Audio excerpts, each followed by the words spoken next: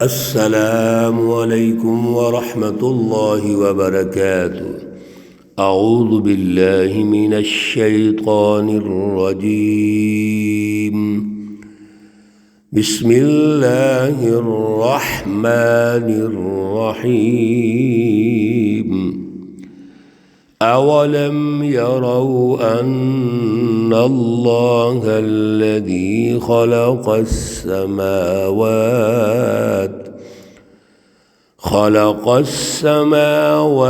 والأرض ولم يعي بخلقهن بقادر على أن يحيي الموتى بلى إنه على كل شيء قدير۔ صدق اللہ العلی العظیم۔ اللہم صلی علی سیدنا و مولانا محمد النبی الامی وعلی آلہ واصحابہ وبارک وسلم وصلی علیہ۔ معزز سامعین و سامعات، پارہ نمبر 26 سورۃ الاحقاف، آیات مقدسہ 33، 34 اور 35 ہے، اور یہ سورہ مقدسہ کی آخری آیات مقدسہ ہیں۔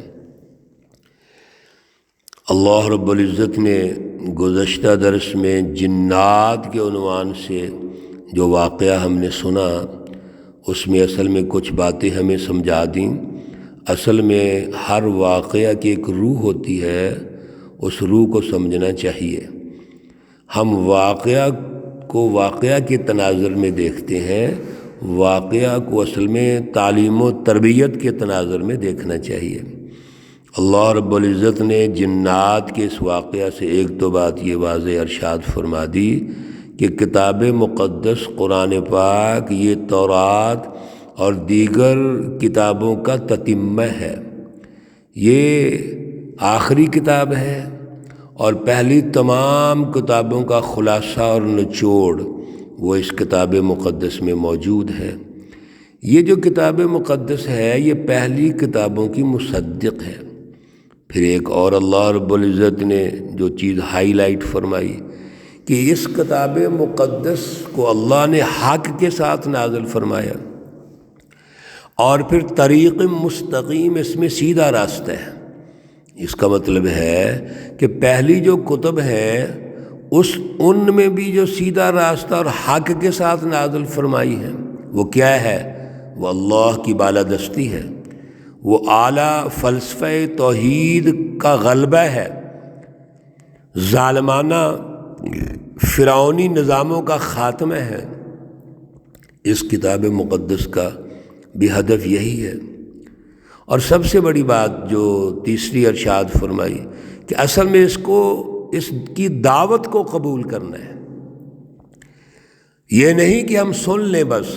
جنات نے سنا اور سن کر جب وہ اپنی قوم کے پاس آئے تو کہا عجیبو، قبول کرو اس کو، یہ اللہ کی دعوت ہے، یہ کتاب مقدس ہے، سچی کتاب ہے، لہذا اس کو قبول کر لیجئے۔ اللہ رب العزت آج جو ابتدائی 2 آیات ہیں وہ پھر اپنی تخلیق، آسمان اور زمینوں کی تخلیق، اور پھر جو اس تخلیق کے بارے میں غلط فکر، شرک اور کفر، یہ غلط فکر یہ پیش کرتے ہیں، اللہ نے اس کی تردید فرمائی ہے، مذمت فرمائی ہے۔ اور جو آخری تیسری آیت ہے اس میں رسول اللہ صلی اللہ علیہ وسلم کو عنوان بنا کر آپ کو یہ بات سمجھائی اور ان کے ذریعے ہمیں سمجھا دی کہ جب بھی کوئی ظلم کے نظام ہوں گے تو اس کا طریقہ کار کیا ہے۔ اللہ فرماتے ہیں اولم یروا، کیا یہ دیکھتے نہیں، ان اللہ الذی خلق السماوات والارض، بے شک اللہ ہی ہے جس نے آسمانوں اور زمین کو پیدا کیا ہے، وَلَمْ يَعْيَ بِخَلْقِهِنَّ بِقَادِرٍ، اور نہیں کوئی چیز تھکا سکتی ان کی پیدائش میں، ان کے بنانے میں، تخلیق میں اللہ رب العزت کو کوئی چیز تھکا نہیں سکتی۔ یہود کا یہ خیال تھا، اور مشرکین اور دیگر جو باطل نظریات والی جماعتیں ہیں، کہ شاید اللہ تعالیٰ نے 6 دنوں میں آسمان اور زمین پیدا کیے تو 7ویں دن اللہ نے پھر آرام فرما لیا ہے۔ نہیں، ایسی بات نہیں ہے۔ اللہ کو اپنے مطابق نہیں سمجھنا۔ اللہ تو خالق ہے، لا سنۃ ولا نوم، جس کو نیند بھی نہیں آتی، اونگ بھی نہیں آتی، وہ تو اتنا زبردست غالب ہے اللہ، اس لیے فرما دیا بقادر علی ان یحیی الموتى۔ اللہ کی تو یہ قدرت اور طاقت ہے کہ وہ زندوں کو مارتا ہے اور مردوں کو زندہ کرتا ہے۔ اللہ تو مردوں کو زندہ کرنے والے ہیں، تو اللہ کیسے تھک سکتے ہیں؟ بلا کیوں نہیں، انہ علی کل شیء قدیر۔ اس جملے میں اللہ رب العزت نے اپنی پوری قدرت کاملہ جو ہے اس کا ارشاد فرما دیا کہ بے شک اللہ تو ہر چیز پر قادر ہے۔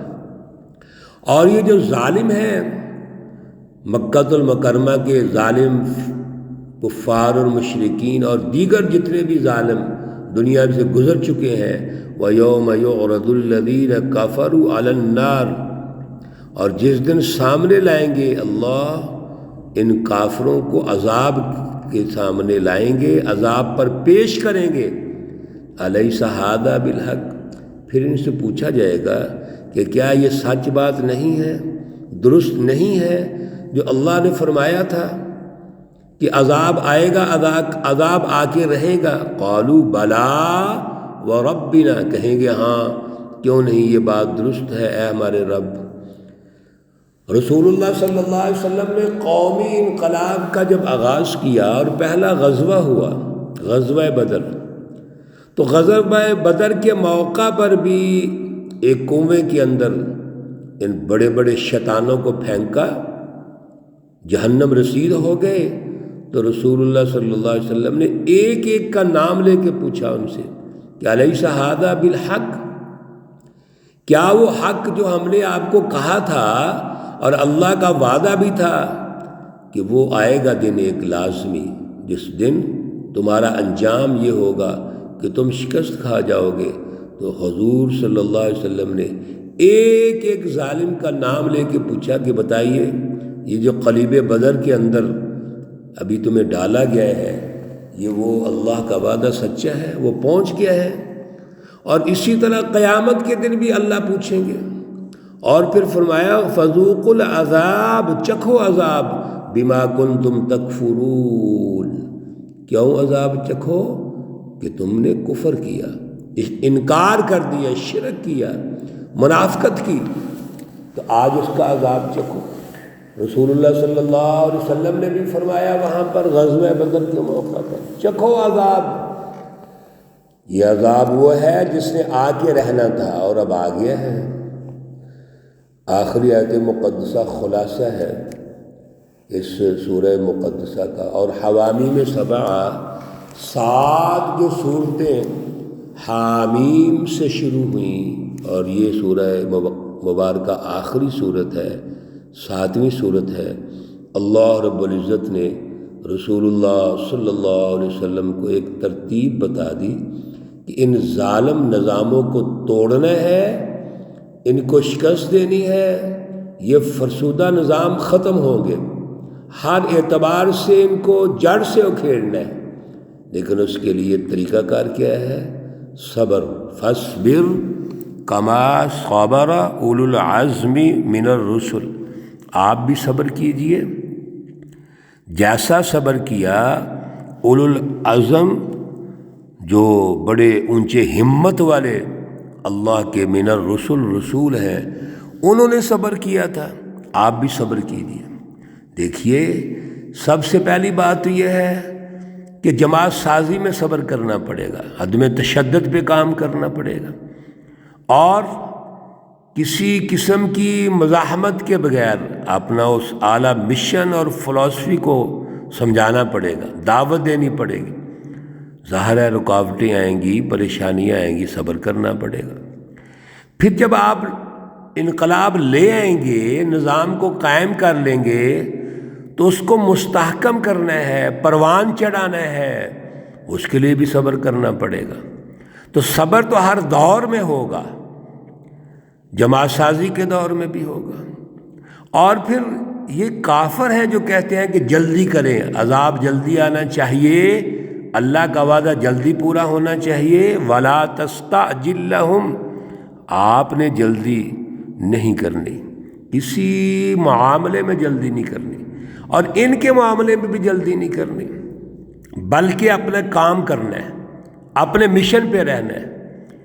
جلد باز قومیں کبھی کامیاب نہیں ہوتی، غور و فکر کرنے والے، معروضی حالات کو سمجھنے والے اور معروضی حالات کے مطابق پلان تشکیل دینے والے، وہی قومیں، وہی جماعتیں کامیاب ہوتی ہیں۔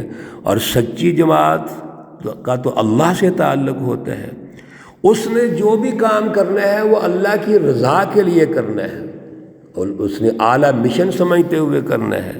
کأنہم یوم یرون ما یوعدون، گویا کہ یہ دیکھ لیں گے جو وعدہ کیا گیا ہے۔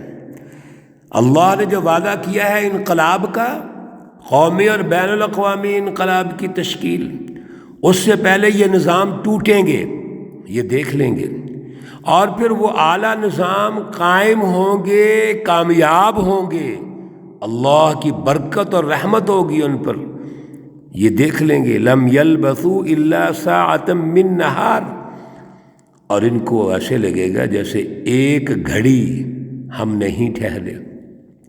جب کوئی انسان بڑی خوشی کی حالت میں ہوتا ہے اور سارا کچھ اس کے کنٹرول میں ہوتا ہے، اور پھر جب اس کو تکلیف یا دکھ آتا ہے تو وہ ایک گھڑی محسوس ہوتی ہے، ایسے لگتا ہے جیسے ایک لمحے میں سارا وقت گزر گیا۔ ہم بھی اگر غور کریں، جتنی زندگی ہماری گزری ہوتی ہے، خصوصاً راحت و سکون والی زندگی، وہ ایک لمحہ محسوس ہوتی ہے۔ تکلیفوں والی زندگی یقیناً وہ لمبی لگتی ہے، لیکن اچھی زندگی تو انسان کو ایسی لگتی ہے جیسے ابھی گزر گئی، جیسے چند گھنٹے گزر گئے، جیسے ایک خواب اور خیال ہوتا ہے۔ میرے عزیزو، اللہ یہ بات ہمیں اس لیے سمجھا رہے ہیں کہ اصل اللہ سے تعلق ہونا چاہیے۔ یہ جو دنیا کی زندگی، آسائشیں، راحتیں، اور دنیا کے اندر جو ہم اللہ رب العزت کے دیے ہوئے کو، نعمتوں کو بے جا طریقے سے خرچ کرتے ہیں، اس پہ ہمیں کنٹرول کرنا چاہیے، اللہ کی رضا کے لیے خرچ کرنا چاہیے، اور اللہ کی رضا کے لیے جد و جہد کرنی چاہیے۔